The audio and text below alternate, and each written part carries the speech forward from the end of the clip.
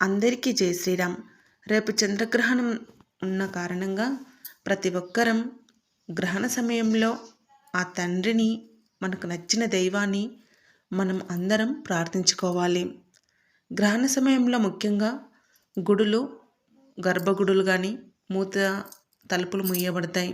ఎందుకంటే గర్భగుడులు కనుక మనం దేవాలయాలు కనుక గ్రహణ సమయంలో భగవంతుని పూజిస్తే మంచిది అని అంటే మన ముందే ఒక్క విషయం చెప్తే దానికి 10 ఇంతలుగా భక్తులు తండోపతండాలుగా మా కోరికలు తీరాలి, మా కోరికలు తీరాలని జనాలు వస్తారు. కాబట్టే మన పూర్వీకులు మన యొక్క గర్భాలయాలు కానీ మన యొక్క దేవాలయాల్లో తలుపులు మూత వేయడం జరుగుతుందన్నమాట.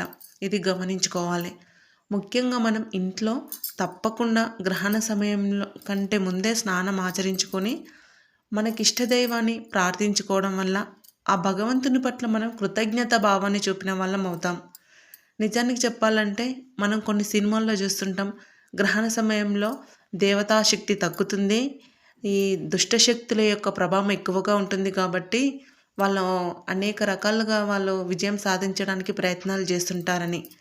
అదేవిధంగా మనం దైవశక్తి అనేది గ్రహణ సమయం పట్టుకున్న ఎప్పటికీ తగ్గదు. ఈ యూనివర్సే ఈ అనంతం. ఈ అనంత యూనివర్స్లో ఆ శక్తి, ఆ పరం ప్రతి ఒక్కటి మన యొక్క పరమాత్మనితోటి సమానం. మనం ప్రతినిత్యం ఇంకా మనం గ్రహణ సమయంలో కనుక ఆ తండ్రిని కనుక పఠిస్తుంటే మనకి ఇంకా చాలా మంచి జరుగుతుంది. తప్పకుండా ఇది నమ్మకంతో చేయండి. నమ్మకంతో మీరు మీ ఇష్టదైవాన్ని మీరు ప్రార్థించండి. తప్పకుండా మీ జీవితంలో మార్పును మీరే గమనిస్తుంటారు. మీ ఇంట్లో ఉన్న వంట సామాగ్రి పైన, మీ ఇంట్లో ఉన్న ఆహార ధాన్యాలపైన మీకు అందుబాటులో ఉండే గరికను తీసుకొచ్చి వేయండి. మీ తులసమ్మ కోట నుంచి కాకుండా పక్కన తులసమ్మ చెట్లు ఉంటే ఆ తులసమ్మ ఆకులను తీసుకొచ్చి మీ యొక్క ఆహార వంటగదిలో కానీ మీకు అందుబాటులో ఉన్న మీరు ఎక్కడైతే డబ్బులు దాచుకుంటారో అక్కడ కూడా తులసమ్మ ఆకులను పెట్టండి. తులసమ్మ చెట్టు పరమ పవిత్రమైంది.